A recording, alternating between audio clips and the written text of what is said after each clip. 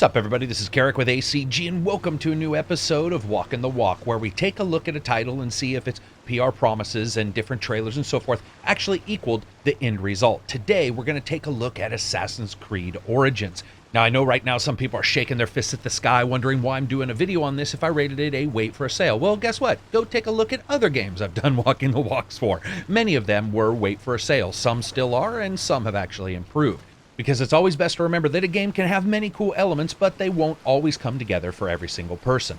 So without further ado, Walking the Walk for Assassin's Creed Origins. I think it's always interesting to start out with these and talk a little bit about the development and how they went about it. Now, one of the interesting things that has always sort of come up when Ubisoft makes a title is their desire to really send people out to study a location to create it. In the past, they've been able to do this in Watch Dogs and others, and I've talked about that in the Walking the Walks, where they sent people out to record conversations along the street and sort of get the vibe there for Watch Dogs, Watch Dogs 2, and even with the Assassin's Creed games, the ability to study architecture and history books. Well, one of the problems, and they've discussed this in their behind the scenes with this actual game, is that many of the cities and the locations, they knew where they were, but they didn't exactly know their setup. And so what it did is it allowed the teams to do a little something different. Now, one of the things the teams did was they separated into groups, and then they were given art and ideas for each specific place. And they were sort of allowed more of a free-form way in developing what a location actually looked like, because this time there wasn't a template that they had to absolutely be nailed down to.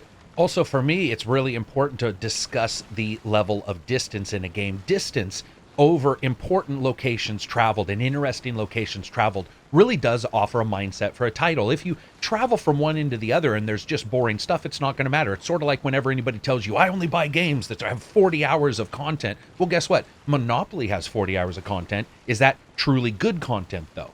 And here with Origins, this splitting out of the groups really allowed them to differentiate each location and each city a little bit more than they'd like to. And I'm going to talk a little bit about separating the urban and the rural, which is really important to me, to make a section and a location feel spread out. You don't want that city plopped in the center of a location like sometimes you see with Skyrim, as I just end up mowing down these guys.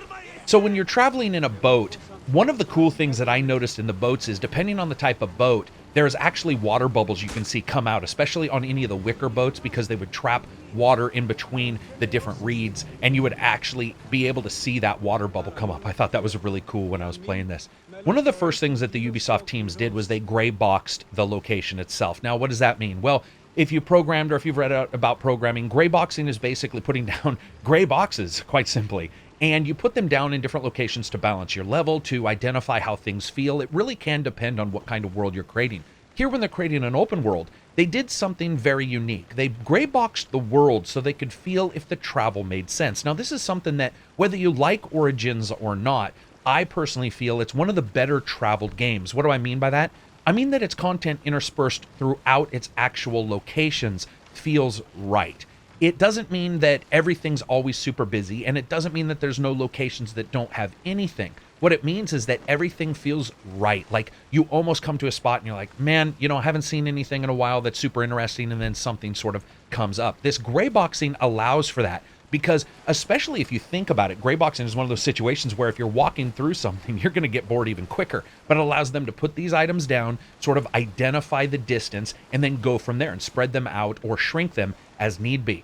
Now, an interesting element to this game is no mini-map, and people have talked about this many times, like you have to go into the map to do this. One of the things I talked about in the 12 Cool Details video was the ability to ride your horse and use the eagle at the same time, which is sort of a mini concession to the removal of that mini map. And I personally think the game is also the stronger for it, especially when you go to locations like this, where the sense of mystery is quite high. It's something I talked about in Witcher 3, and I've talked about in various other games, and different companies do it different ways, but the removal of the mini map, the proper gray boxing of the location itself to sort of identify where things should be put down to sort of make it engaging, but at the same time not filled with too much information and too much data and too much activity that doesn't make sense. I like that. I think they did a really good job. I think I'd be remiss if I didn't talk a little bit about the hippo magic in this game, or the hipposse as I call them, because these suckers travel in groups. They're pretty frightening when you end up facing them. I have to say, I was very impressed that the developers went so far as to actually end up mimicking that pigment that comes off of them. It's clear at first, then it turns red and then brown. That is actually a skin moisturizer and an antibacterial agent that comes out of hippos and turns them red. And the early Europeans, when they found them, were like, oh my God, they're sweating blood. It's not that at all, but it was really cool. Now, we don't see that here, but you end up seeing it a little bit later. But you also do see that freaking creature running past them going like, yeah, I don't want to stick around where the hippos are. This is a really cool area. I like the marshlands. I think they did a really good job. Something that we're going to see as I go through the title, different places where flood staging has occurred, and you can see that damage. And you can see locations where it's certainly been raised up so that people can live there and be free and safe of stagnant water and so forth. And then other places like this where it's just sitting around, and you can sort of see where especially hippos and alligators will definitely be the predominant species in the locations, probably above the humans. Of course, speaking about AI and just how the game handles it, I was actually quite impressed to see that their circle of life is really well done and really fleshed out, both for normal, creatures and so forth, but also individuals. You see that some CPU cycles have been spared. You'll see the occasional time where especially humans will end up updating at a lower frame rate than the game, probably 15 frames per second, which is a good way to spare yourself some CPU cycles, because if they're far away, you don't need to. One of the things you do see are natural activities that the animals do. You'll see breeding attempts, and you'll see different creatures sort of showing off to the females. And then, of course, sometimes you have the Usain Bolt of impalas just running around. Those are actually well done. You'll see them doing various different activities, not only just feeding, but like I said, breeding, fighting, and apparently just sprinting full speed around the game world. Now, talking a little bit about the circle of life, and then I'm going to talk about some other elements when it comes to game design. The circle of life, the easiest way to describe it would be to make sure that around you, around where the character can see, where the player can see, it feels like things are actually occurring both within effect to you and then as well as outside of the effect of you. For example, here, I was even confused when I saw these alligators here that had actually already been killed. One of the great things about Origins is they have a very long decay rate for any creatures that are out in the open, incredibly long. And you can come upon these locations and go, what happened here? And it gives you that sense of past and future past that I talk about in all the Walking the Walks. So when we talk about the circle of AI or the circle of life, one of the things, the easiest way I think to sort of come to grips with what I'm talking about is the idea of, let's say, an umbrella. When it's raining outside, sometimes you can't tell how hard or exactly how hard or where the rain's hitting on the umbrella, but the umbrella itself, all around you, 360, you're going to see that rain coming down. That's sort of the way this AI circle works, where it consistently makes you feel like things are going on around you. And then outside of that, as I said before, you might save yourself some CPU cycles by having things update slower. You can do different things to sort of cheat your way around it. Now, we've seen some games, and especially when you were younger, I'm sure you played those games where you shot a bad guy and the AI didn't react. What you're trying to get away from is that. And Origins does a really good job. One of the reasons why, most likely, is because not only are these always open world games and we're getting memory requirements that are far higher for titles, and we're getting systems that are far more powerful, but additionally, you have things like the Eagle, which can fly pretty much anywhere. Now, I want to go to a new location and show you guys something. Attention to details sometimes is so difficult in games, but I talked a little bit about flooding, and especially around the Nile, where it flooded many times. In fact, it flooded so much that black, thick, rich soil would end up being dropped, and that's actually how Egypt got one of its original names, which was Kemet, or Black Land, which actually indicates these locations I'm going to show you now. But one of the things I loved about this game that really impressed me was the feeling of things being destroyed and rebuilt back up. This location is probably one of the richest locations I've seen in a game. Not only do we see things like this rock here being built up into bricks, we see the mud where you can tell it's flooded recently. You don't get to see that actually in the game, but you can see where it's flooded recently, and you have these stagnant pools and so forth everywhere. But what we see is the creation of many different elements within the game to sort of make you feel like something is connected between the landscape and the people. This is usually something we see just within the character and the people, or the character and the landscapes. Rarely do you see, except for Ubisoft games, The Witcher 3 and a couple others, do we see that feeling to where somebody's doing something in the landscape and we see what looks like a direct result. This is great here. It's amazing. If you look around, not only will you see people reacting to the day-night kind of schedule, you're going to see them going to sleep here soon, I think, because of the, yeah, it looks like the sun's low. But you also see them weaving baskets here to the left, and a really low texture. I don't know. It's not loaded there. That should have loaded. That's just a glitch. But looking here, you can see them weave it. And what's great is it doesn't just appear. Some games will see where maybe something just appears in a character's hand. I showed it in my 12 cool details video where the guy was vivisecting that person and he was reaching in and you saw something in his hand. We see that here when they're making these bricks. Now, what's funny or not funny is this is actually the correct brick making kind of style for this time. It's changed a little bit, but it's actually pretty much the same for a lot of people in these kind of areas still.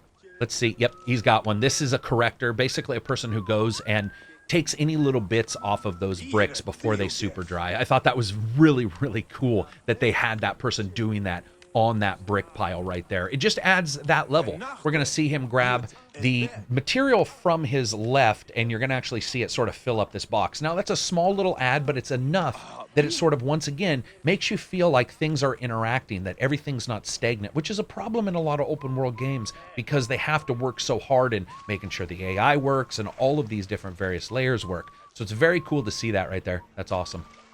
And then plops it down. Now, you will see that the AI plops it down on top of another item. Those are stagnant. What's interesting to me, though, if you watch close, and I'll try to get some footage, you will actually see that sometimes items are carried and plopped off or dropped somewhere, which was interesting. This is very cool. You've got yourself this little water bucket, allows him to fill this channel. I was really surprised to see somebody working on one of those and having it working. I don't know why, but the first time I played this, I was like, oh yeah, that's a really cool idea. They won't actually show someone getting the water out of the river or the well, and instead they do. And there's a cool interaction there. You can actually see him. He'll look down, he'll test the water, and then he'll start again. And one of the things I talked about in Watch Dogs 1, I believe, was the soccer kid at the starting. If you haven't seen that Walking the Walk, I suggest you check it because it's got some details, even for this game. But in that Walking the Walk, I talk about the kid playing soccer in the park, and when he's playing, he resets his animation in different locations in the park. Not very far away from one another, but just far enough to make it feel less like a loop, and you see that here. It doesn't mean you won't see some loops show up, but it actually does a very good job. Look at this. Now, one of the things about the flooding you're going to see is you're going to see ramps that have been built and then covered by the rising water over time and new ramps being built, which also really impressed me. The water doesn't come out of that little bowl, but still, very, very cool. Here's another little pile of rocks here.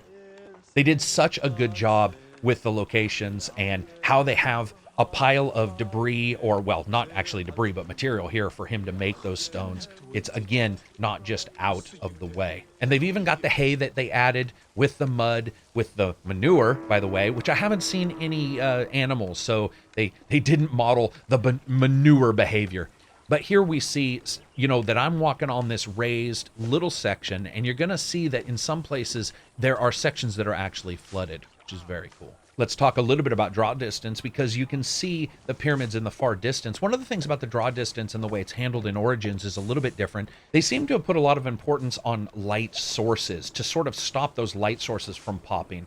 And that really works well to give you the impression of an incredibly long distance.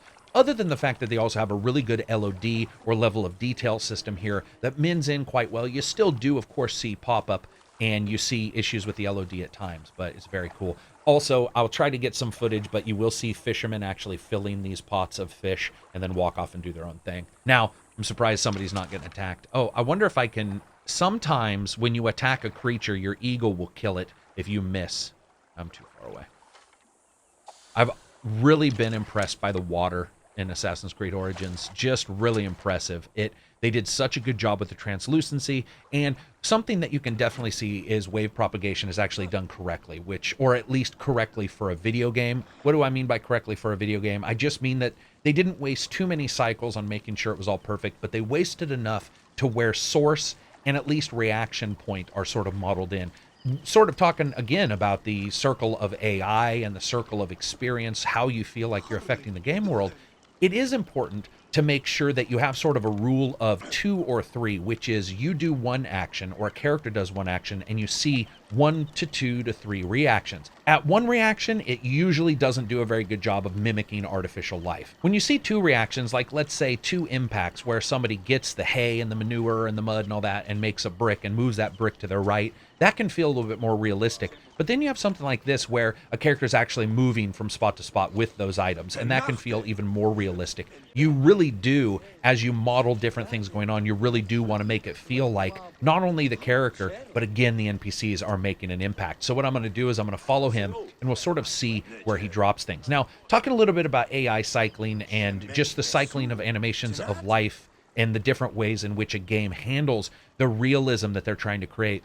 I was actually surprised because I found what I think is, I wouldn't necessarily call it a shortcut, but I certainly did notice that it's a good way for the developers to get away with not only mimicking real life, but also stopping from having characters have to interact with too many things.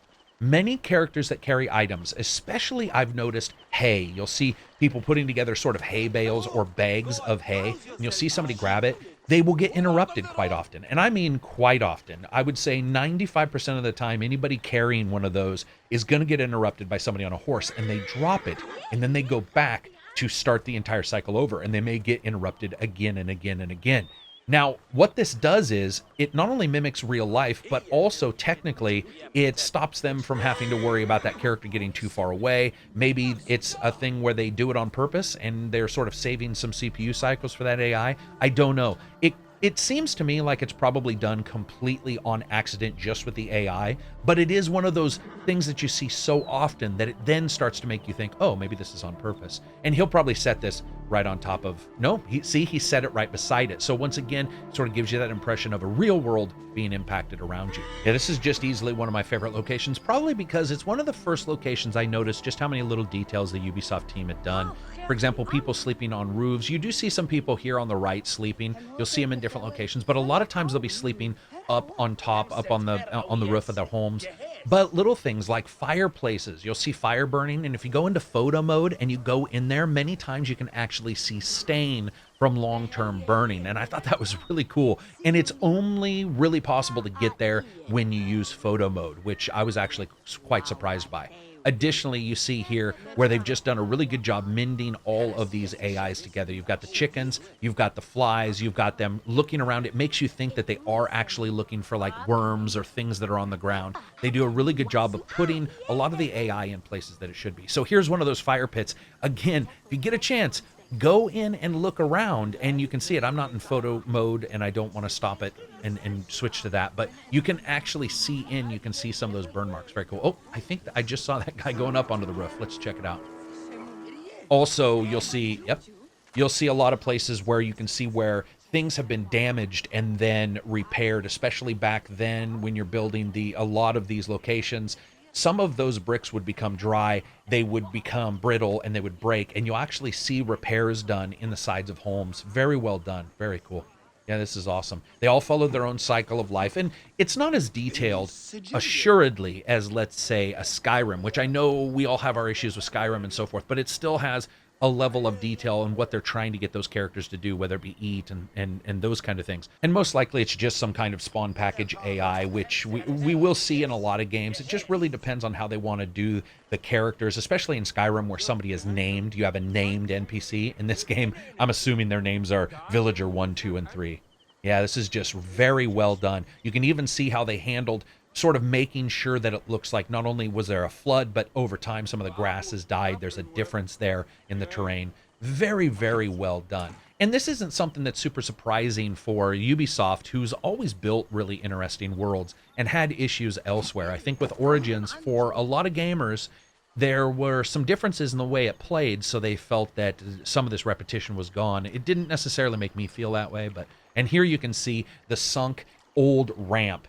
And there's the ramp, and then you can see that sunk old ramp underneath. Very cool. And once again, you have that feeling of before you ever arrived, things occurred. That is how you make a game feel alive. That is how you make a world feel like something happened. We've seen this in a lot of open world games where a house or a city is just sort of plopped down. And when it's plopped down like that, and it doesn't look sunk in, and it doesn't look lived in, and that's not the purpose, at least, where it wasn't a brand new place, then it can feel very poor. Love the fire effects here. Again, they did a really good job of making sure that the fire effects are drawn out an incredible distance so they don't end up popping in, or at least as much. Once again, you can see this draw distance. I love that in the different locations, there's sort of a question, like, is this bowl for pooping, or is it for something else that I'm not quite understanding? Because there's a bedroll and what looks like a big old poop bowl up here, and I'm not quite sure if that's what that's supposed to mimic. I've seen it in a couple places and been like, there. You can see those light sources all the way at the other city, and they're flickering. You actually see them.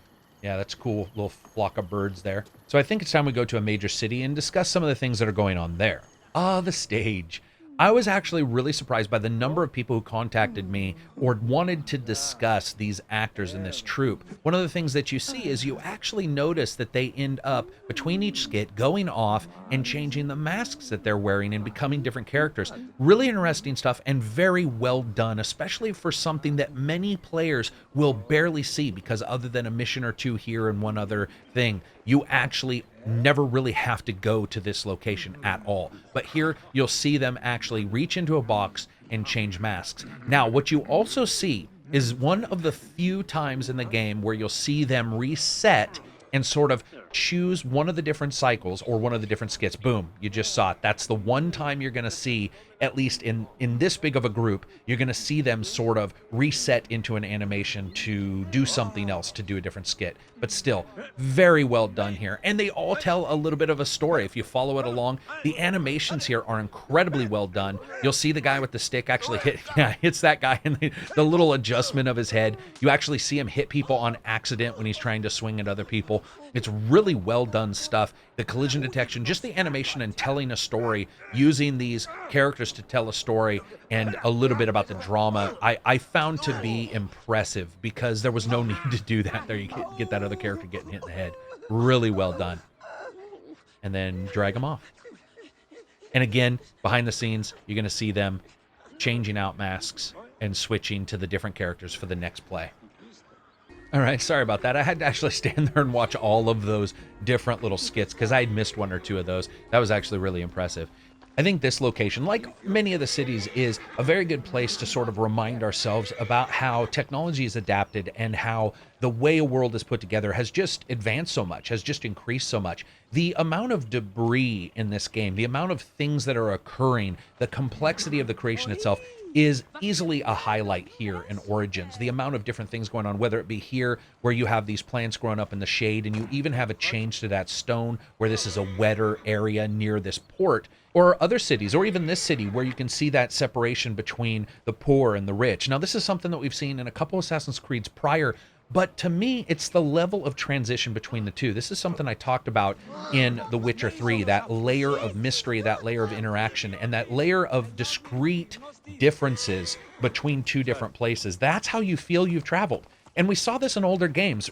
We've all had those games where you walk around the bend and there's a town or a city and it just looks like it's been plopped down.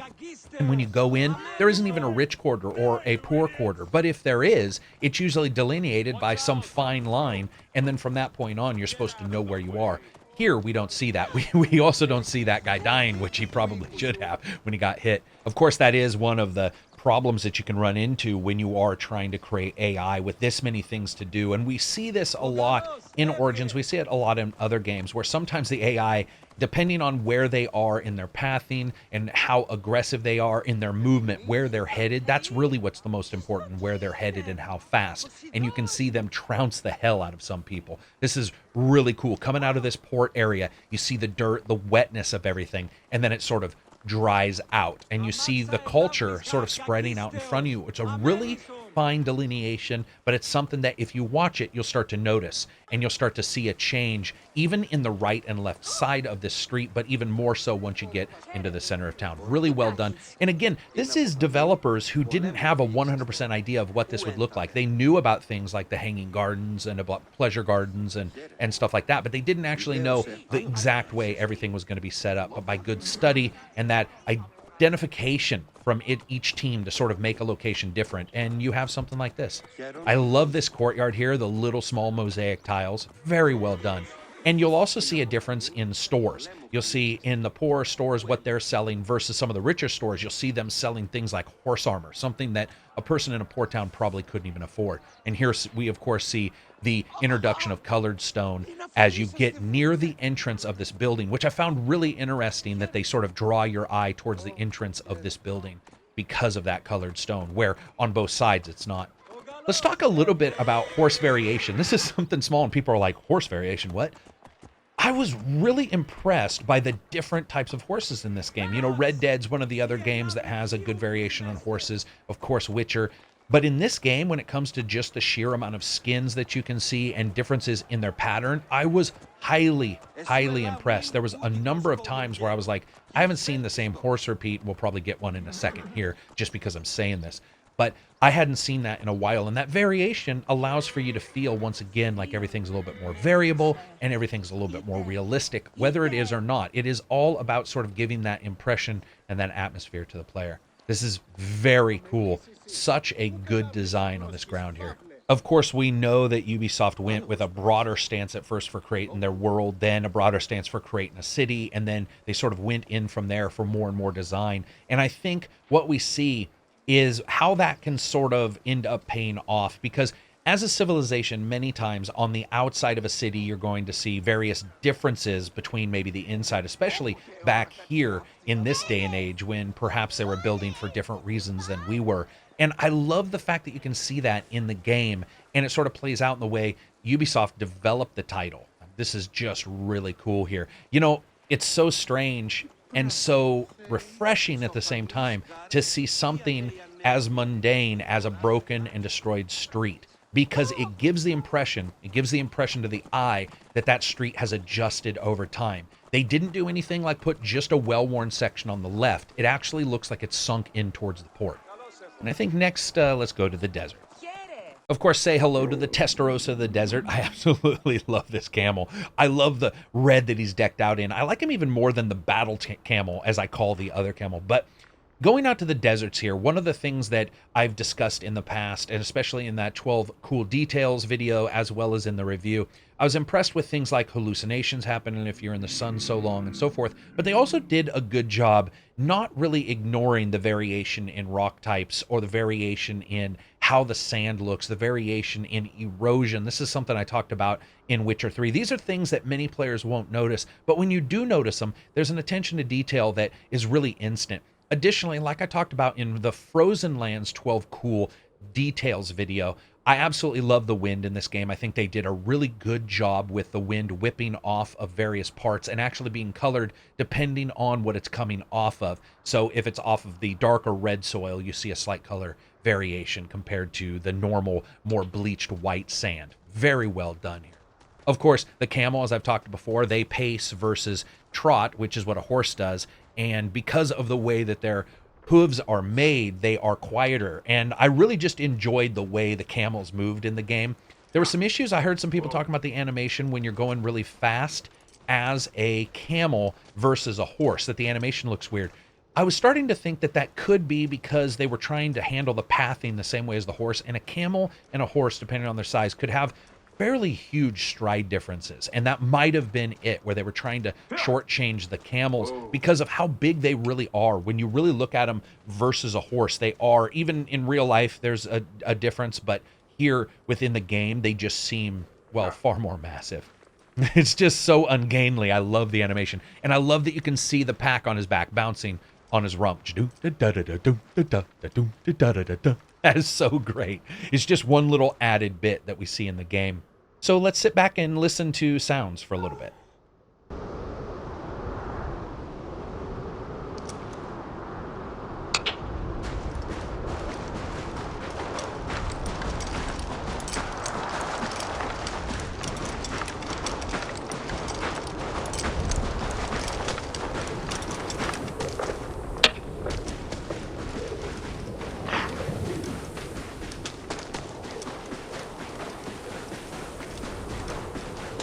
Now, before talking about sounds, I do have to say it's pretty impressive that they didn't have the nose ring in the camel, and because I think back then they were probably still using that, but I'll have to check into my history for that. But When you listen, you can hear at least 7 or 8 different discrete sounds for the camel and the different elements that are on this camel, the wood, the jingle of metal on your character. And again, this is something that we find out when you're sneaking.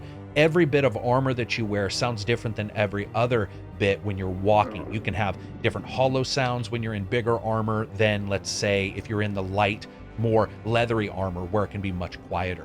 Very well done sound. There's a lot of different elements in the sound. Also, the fact that it doesn't necessarily lean up when you're not near a city. What it actually does is you hear a layering that occurs, and that wind sort of comes up as its own music. Now, this is a game that we've talked about a couple times in the podcast, talked about as well in the review, that there wasn't as much.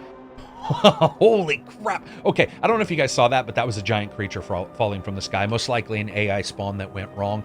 One of the things that you do in these games is you try to have the AI set back so it doesn't spawn within actual sight of the character. That's one of the few times that Origins does that. It does, and all games have that when they're spawning a large number of AI. No excuse, though, that actually did occur.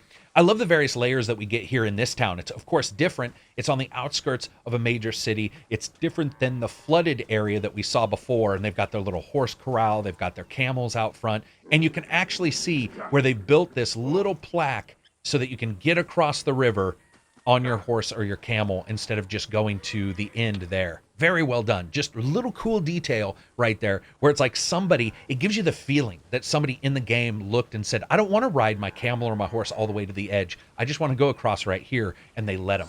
So I talked about interrupting earlier. Let's see what happens. We'll follow this guy and see if he gets interrupted. Like I said, a lot of times with the hay bales, they get interrupted. Not every time, because I've seen them put them down, but they'll get interrupted by somebody in the game world. And he just went behind that rock. Let me go over there and verify he's still alive. Yep, he's still there. He's still trucking. Look at him. Also, you can actually see a difference in his stride, which is cool when he's carrying that. I'm just going to follow him around. Get a little bit of a flooded look here, where you have these rock steps going down into that little creek area, that tributary, but still pretty well done.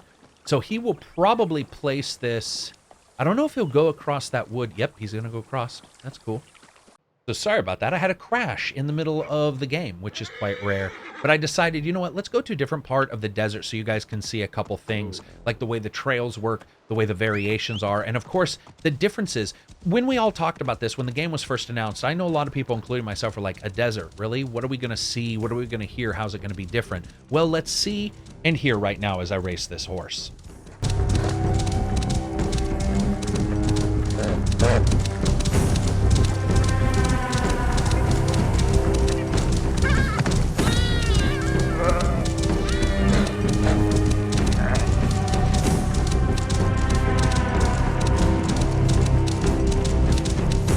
So my hat's off to these guys for sure. The layering up of that horse running, because it is louder than the camel, ends up drowning out the sounds of the armor and drowns out various other sounds. And what you get is more of the horse sound, the horse actually making sounds of exhaustion as you're running it hard. Very well done. Speaking a little bit more about that separation of the rural and the urban and the adding of mystery to a game. What do I mean by the adding of mystery? Well, I talked about this in The Witcher 3 Walking the Walk, where the feeling of mystery in that game was sort of added many times by them just putting a little item alongside the road or out in the middle of nowhere to sort of make you go, what's going on here? It happened as well in Frozen Wilds, and of course it happens a ton in Origins. Now, we see locations like this, which look like at some point an ancient fort was here. You can even see some of the structure, but you can certainly see that area right there to the left with that ladder where it was going up to a guard tower that's just gone. You see these planks laying out everywhere. Once again, that not only gives you a sense of decay, a sense of things falling apart, and if you understand anything about ancient Egypt, a lot of times people get confused about what was built when and who controlled what when. It can be very difficult to think that it was all sort of combined together when in fact it was actually separated by many thousands of years for some of these things. Recently, I was lucky enough to ask a couple developers who actually have had small or large desert areas in their games, what it was like, what are the difficulties that you actually see. And it's funny that we see a lot of those same things being reflected here. One of the major bits was the fact that a lot of people think that a desert is going to be flat or just some dunes. And how do you add verticality to it? How do you have a character, let's say, like an Assassin's Creed character, climbing things? Do you just have them climbing rock walls? Well, we certainly see that here. One of the things we also see is them climbing different elements and buildings in the major cities. But of course, you do have a lot of ancient structures you can build, and you can have them doing that. But especially in an Assassin's Creed game, when everything is sort of built around that, it was interesting to see them tackle it, even though when you talk to some other developers and you ask them, what's it like to create a desert? And how do you do it? How do you make it engaging to the player? And their difficulties are sort of exactly what Ubisoft took on and said, we're going to not only try to figure it out, but we're going to try to figure it out with a character known for pretty much the complete opposite of just riding the horse across the desert, which I think was interesting and really a heady moment for them to sort of take on that weakness really with a strength of their own and try to figure out how to do it. I love the different bits of erosion here and the way it actually feeds into the left there with the different colored silt. So I'm going to jump to on foot. It dawned on me it may not be as cool for you guys to watch me ride around as it is for me to just enjoy it. So I wanted to walk around to see if we could get some hallucinations to trigger here. Now, when the hallucinations trigger, it was actually... Oh, okay, so that doesn't look like a hallucination. That's just the locust. Very cool looking right there. They'll continue for some time as well. You'll also see these around dead bodies. You'll see them around the marshes in particular. They did a really good job making sure that things like the marshes sort of made sense in an ecosystem, sort of made sense that particular birds were in those locations to, kill off the bugs, that kind of stuff. But you see it out here as well in the desert. Very cool. And his animations are really well done, especially because you have various different ways in which the terrain's going to interact with your character, and you have to make it look somewhat realistic without just wasting thousands of hours of animation. So I'm going to get back on the Testarossa of the desert here. Love this dude. Love him. Once I got him, I was like, I don't think I'm going to use any of the other camels. I don't know why. He's my style, man. Just red out in the desert. It's like, come at me, yo. So we're going to try to get, like I said, a hallucination to sort of kick up here. I was hoping walking would do it, but the reason why I like the hallucinations, and I won't show you all of them, there are actually a large number of them, was because it once again, it adds just a little bit of an element to out being in the desert. I thought that was cool. It was a little changeover. I saw a lot of people wondering if camels and horses existed at the same time when this game is supposedly actually being played, the timeline. Yes, they did. It is interesting, though, that horses and camels, the differences between the two, because the camel, one of the biggest differences isn't only its ability to retain water, lose less water basically during heat, but also its stunningly higher intelligence technically, and certainly a more aggressive attitude towards doing what it wants. You'll hear a lot of people saying that they're great, they're probably a more compassionate creature, one that sort of interacts with humans a little bit better, but they're also very, very temperamental. Welcome, watchers, to Camel Vision TM. It's so detailed. They even got the friggin' teeth right. But I love the fact that you can see on the camels, on the horses, and on the donkeys. I think back then they were called like onagars or onagars. They are all textured correctly. So for example, a camel, the way it sits and sleeps, it kneels down, and so it actually has thick padding in those locations. You'll actually see that in the game. You'll see the hair correctly detailed. Also, it's quite interesting to me just how much detail they put into the various different steeds, because there are a lot, and each one can have different bits added to them. You guys saw earlier sort of the snake horse, but you see various different armored horses as well. And of course, we get the most boring of all of the hallucinations, which is basically a fish. That actually reminds me of something. Let me walk around, and it just disappears. I don't know if this is on purpose. Let's see if it works. There we go. So see those little designs? I originally thought those were symbols of some kind, but as the game's continued and progressed, and when I've seen them, I'm pretty sure that is mimicking eye floaters. Eye floaters are when you get protein in your eye, they can sort of look like little tiny strings, especially when you look at a super bright blue sky. If you know that that's what it is, I'd like to hear in the comments, or if anybody has any ideas. So I want to go to a construction area that is really cool and really adds some flavor to the game. And of course, you'll notice I switched armors. I always do. I absolutely love the cat armor, though.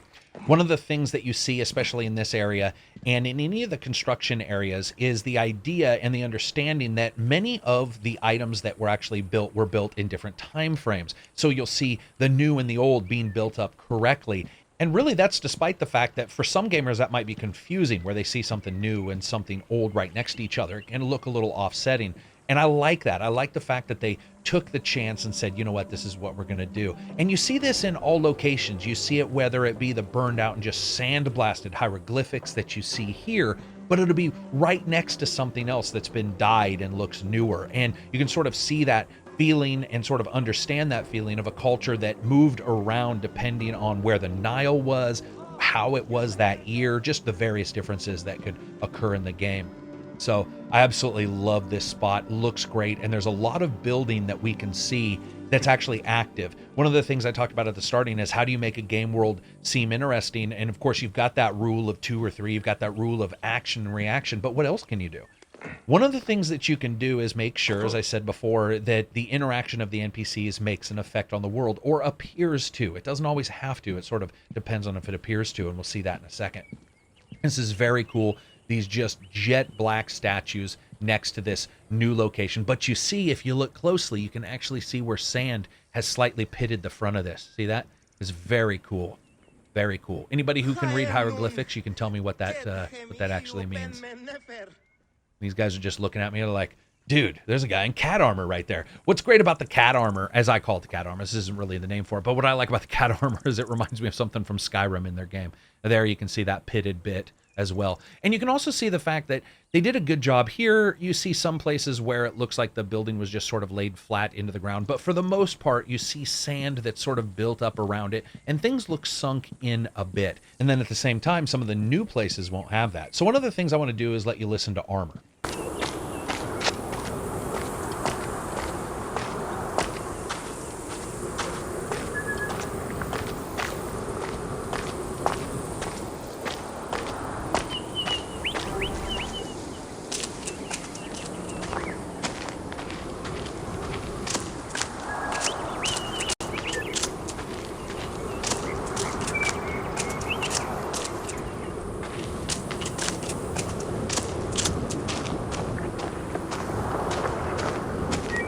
One of the major questions I get asked all the time, do the different armors actually make a different sound if you're sneaking? Yes, they do. Just like the horses, you can hear a slight bit of a jingle depending on the heavier and heavier armor, which I thought was cool. So I just wanted you guys to hear that before I forgot. Let's talk a little bit about construction. I absolutely adore this location. There's various different reasons why, but the major reason is we actually get to see some people. Usually, we'll see if we've timed this right. We get to see some people actually moving some items so that it appears like they're actually building this location as we speak. And you can see, once again, that feeling of past and future past, where things feel like they're being built up around older items already. I love these cranes. Obviously, they're just a mimic of the cranes that we saw in Syndicate and, well, any other games that have had those. But I love how they put them in there, and they somewhat make sense where they are. They don't perfectly make sense, but they somewhat make sense where they are. Of course, you also, if anybody's actually played this for various amounts of time, you can actually see people making different things in clay pots and burning them and firing them. And it looks like here he is creating rope. That's very cool. You also see the grindstone over there on the left for most likely sharpening the instruments that they use for the creation of this temple and how they're actually building it. Very well done. The bellows here, really cool. It just feels like this place that people have lived in. And oh, there we go. There are some of the jars themselves. It looks like they're there for, let's see, can't really tell what those jars would be used for. We actually do see them firing clay jars in multiple different places in the game, and I'll try to see if I can find those. I'm not 100% sure if this is like for the equipment or what exactly that would be for. If anybody knows, I would like to hear. Now you can see these stones on the left. This is supposedly one of the major ways in which they moved the larger pieces of stone, which was actually over the rolling logs. We'll see that here, hopefully in a second. I'm going to just see if I can listen for sound. Also, it might be interesting to people that they didn't have a completely, or they do have a completely, let's say, dynamic overall day and night system. But what they did was they actually sent people to every location on the different time beats. So your 1 o'clock, your 2 o'clock, your 3 o'clock. And they talked about this in their making of video to verify that the places looked good at each hour, and then to adjust color gradients and just adjust the way everything looked so that at any point in time when you went to a location, it looked its best. I like that idea. I like the idea, of course, of just letting a game world do its own thing, but I definitely love that. And here we go. We get to see them. There's a lot of great animations here, and I was really impressed by little things, like even the end of the rope has the rope coil actual tightening cord, the cord there that keeps those knots together and keeps that big giant rope from basically unspooling. Very well done. And the rope actually interacts with all of the people the way it should. The guy on the left there who's carrying it a different way, you can see him adjust his stance. The guy there on the right falling down. Really well done. You can see them interact for the most part with the wood itself that they're walking on. And then you have the person behind. If you don't know what that is a person who pours water to create a little bit of lubrication whenever they needed to on the logs. And you'll see them occasionally pour. Once again, something that I had discussed earlier, whenever there's the ability to grab something, pour something, or anything where there is a particulate, they actually show it in this game, which was quite impressive. You'll actually see him sort of putting down, and you'll see a little spray of water, just like the guy who was pissing in my 12 details video. This is so cool. They did such a good job. And again, it makes you feel like this is a place they're building right now. Like, where are they taking this? They're taking it away. Okay, so that's the one thing to understand. They're actually, at this time, taking it away. So I'm assuming you're supposed to get the idea that they're taking it towards the workers who are going to take the rougher square stone. Yeah, they're taking it. And then they're going to probably, I don't know if they'll drag it back. I haven't stuck around this location long enough in the past to see. Very cool stuff. Really well done. And you'll see when they get done, you'll actually see some of them like drop to the ground in exhaustion. This is just one of those levels that I told you guys, the more you can do this in an open world game, the more you can feel like it's lived in. Here we go. We'll sort of just watch these guys.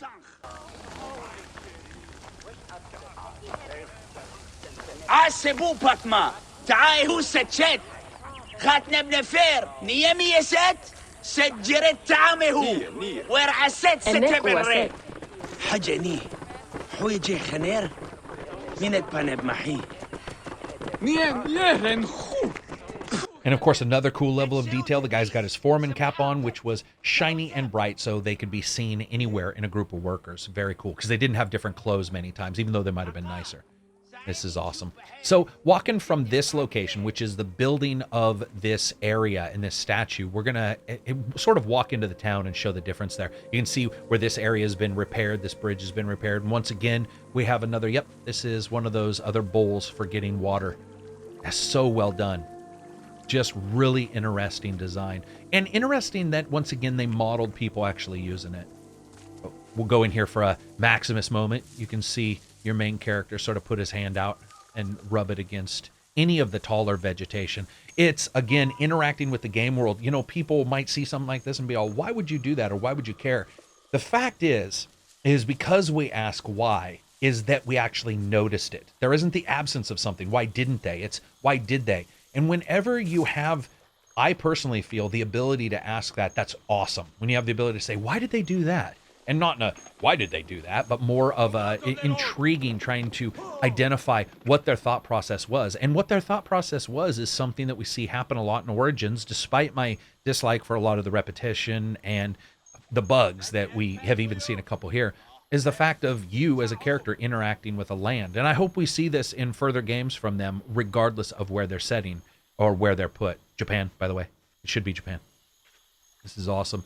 Go up here. Now you'll start to see some of the storage locations. These are storage locations that are actually used to supply both the main building area, but as well as some of these farms nearby. One thing I haven't been able to see back in ancient Egypt, a lot of times they use something called a land stone, which was stones on the edge of somebody's land to sort of delineate that that was their place. That's actually how taxation was done sometimes as well. And I haven't seen those in the game. I was sort of surprised. I adore the fact that Bayek actually rocks more when he's wearing the heavier armor as well. Like, you know, side to side is a little less controllable when you're wearing what is the equivalent of a car bumper for armor. That's cool looking. I can't tell if that's supposed to be fetid water, if that's supposed to be the mosaic underneath or something. So, talking about fire for a second, I'm going to light this. I had talked about this in the 12 cool details video, where how they go about putting them out. Let's see what they do here. I like the fact that, once again, you're making an impact. You know, these things aren't just burning by themselves, just, oh, except Didn't mean to actually destroy that. And there we go. It's a small little ad, but once again shows that the game world is seeing you there and is reacting to you. Let's light this one. This poor guy's just going like, what is he doing? Pyromaniac! Pyromaniac! And just see him? That was awesome. He reacted like, why? Again? Do you hate me? That's awesome. And it just slowly. And I don't know if that speeds it up or doesn't when they have that animation running of them putting it out. In fact, I don't think it does speed it up. I think it's just added, whoa, lady, don't get... Oh, did you see him? He's like, she fell. And he's all, I'm going to take her down. Run over her with these horses. That was evil. We see that sometimes, like I said before, with the AI.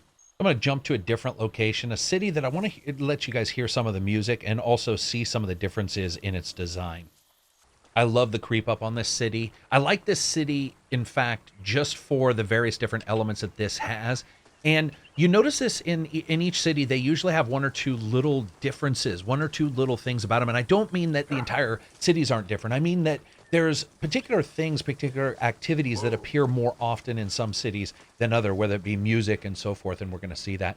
Also, incredible water. One of the reasons why I like it is not only does it show that it raises and lowers, and you can see that in the nets. Some nets will be higher than others. There's actually true current in the water. So if you're swimming in the water and you stop swimming, you will actually be moved by the current. Small little ad, but something that you notice. Let's listen to these guys playing for a second. I'll show you some designs.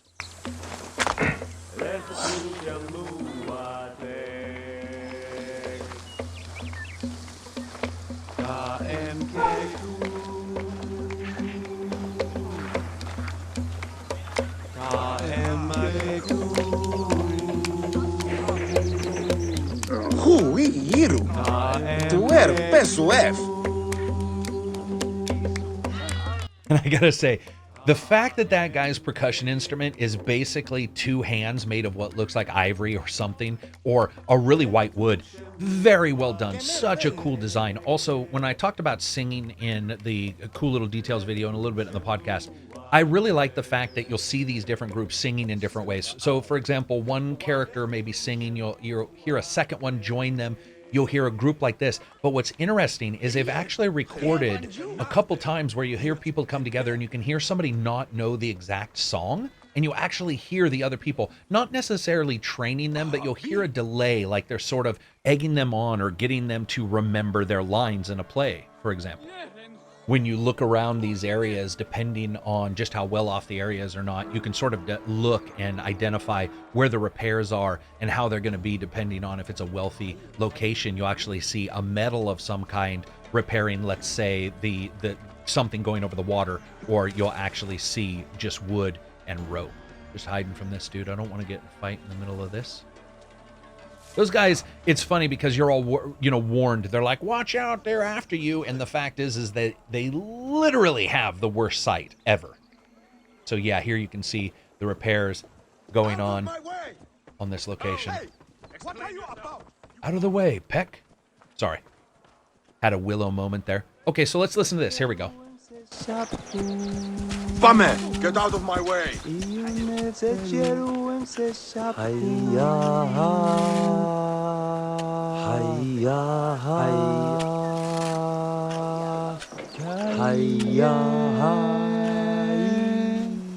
And so if you listen carefully to that, you can actually hear what almost sounds like somebody just learning the song. They're a little off key. They're singing after the other person, almost like there's a repeating of what's going on until they figure out what they need to say. It's just really cool.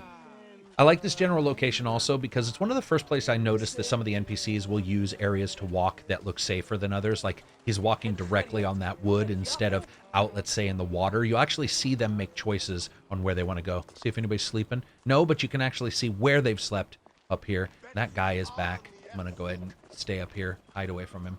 Also, each city looks so dramatically different when you get up top and you actually look down. And this water goes through. Once again, you can see.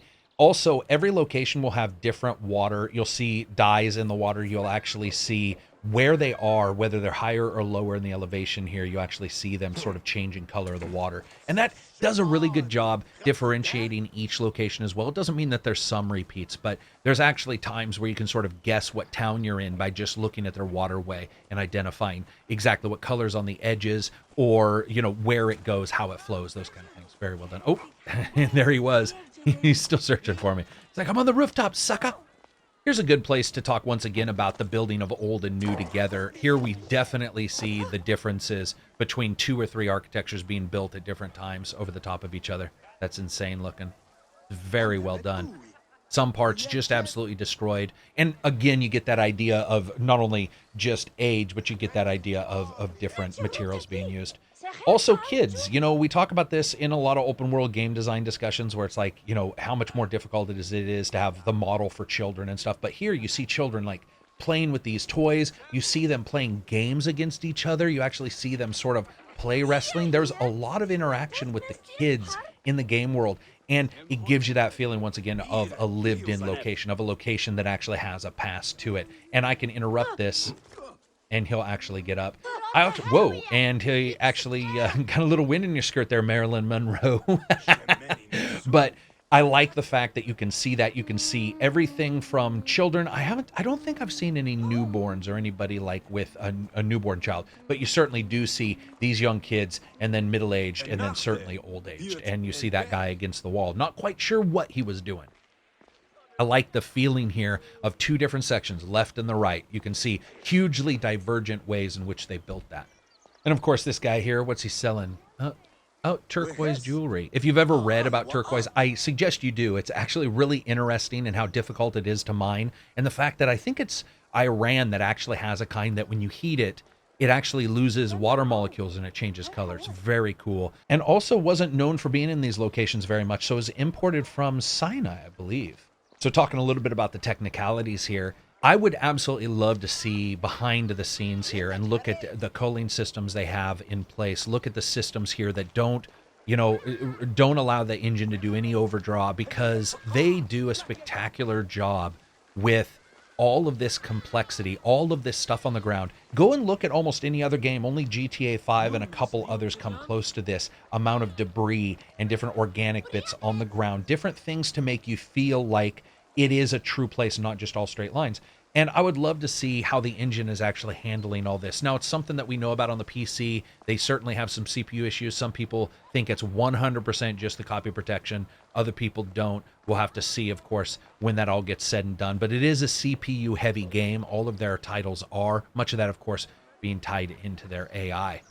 Also, we get that jet black pottery there on the left that's dyed. Sort of interesting to understand just how many dyes were used, how many different colorings were used, because I think a lot of people just think of sand. They just think it all looks the same. Also, you'll notice on rugs, and you'll notice on a lot of items put on the ground, they are not flat. They will actually be ruffled. They'll be actual material. They'll look real in that case. And you're always traveling between these guys and always wondering, every time you go to a place, you're like, are they going to attack me? Because sometimes, I swear to God, you get attacked for no reason.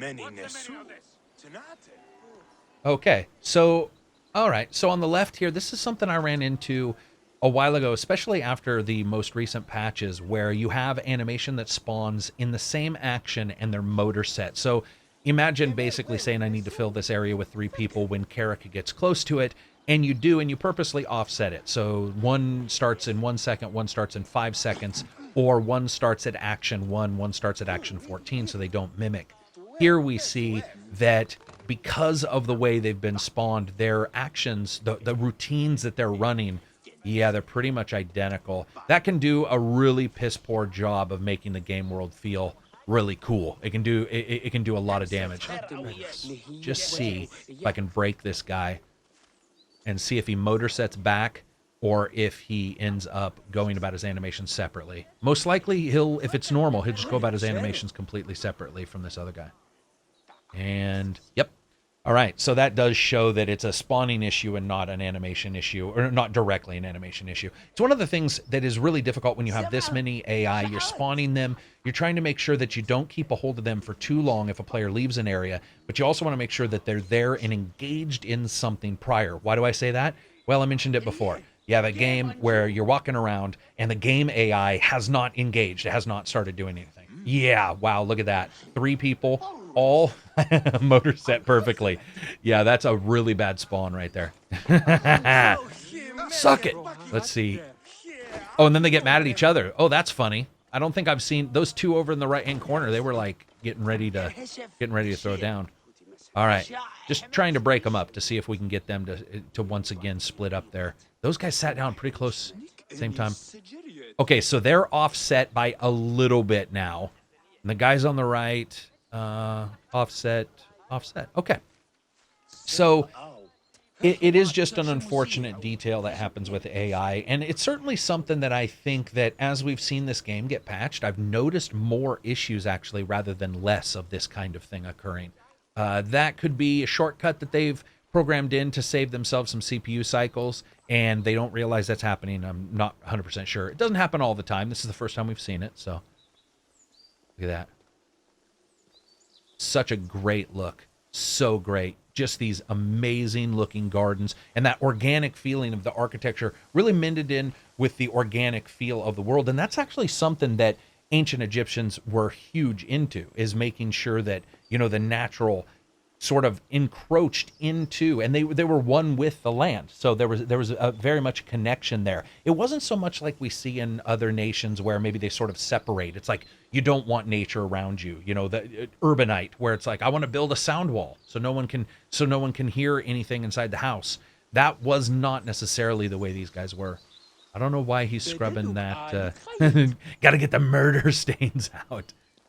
Look at the color there. So many, and speaking of color choice in games, I've talked about this before. Why does color choice in game matter? Well, if you use a lot of, let's say, bright colors versus warm colors versus colors that aren't necessarily so garish would be a good way of describing it. What you can actually do is you can have some variation there when you do want to show maybe garish, or you want to show something that sort of pops. And here we actually see that in the pillows of all things. If you look at those pink pillows, very bright compared to everything else. And of course, it just allows for everything to feel either warmer or cooler depending on what you want and depending on the way they lived. You know, this is once again sort of guessing what these colors would look like by understanding pigments and sort of tracking those down. Now, one of the things that's been basically removed from the game, and a lot of people have asked me how I feel about the stealth in this game. Is it removed? Is it worthwhile? It is worthwhile, but it is not as much a social stealth as the past titles. In the past titles, there was a lot of social stealth that worked. In this game, I mean, you are running around as a dude who sometimes dresses like a snake, who has a snake staff with a Fabergé egg on the end. So I'm not 100% sure stealth matters as much. So I got one more place to show you guys before we end up. I really think each city does add its individual elements, but it really does depend on how everything works in between. And, you know, the combat system I wasn't in love with. I wasn't in love with various different elements in the game. But as I walked around the game worlds, I have to say, you do have this issue where Ubisoft has always been able to really nail the game world and has issues with the gameplay itself. Now, we've seen this in the past before, and I discussed this a little bit at the starting, where I feel that their jump to moving quests as being the collectibles, really, it has worked really well for them. But it's the AI that I think, when it's working right, works really well. Let's see.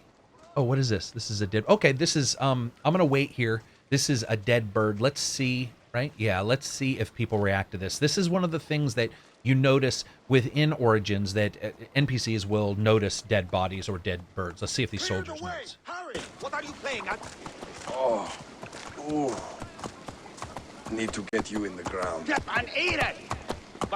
Okay, actually, the guy noticed, and he said, we need to get you in the ground. I think that's great. I think it's really cool that they can see that. We've seen it in games where characters will interact and understand that there's conflict going on, but you rarely see it after the conflict. You know, sometimes you'll see characters that react to a dead body, but it doesn't always work out the best. And here, I like the fact that they've sort of added that in, especially understanding their culture and their belief in death and the afterlife.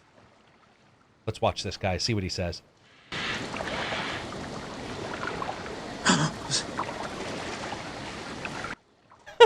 Apparently, he was just worried the bird would come alive and become a vampire and kill him. That was awesome. That was a cool reaction.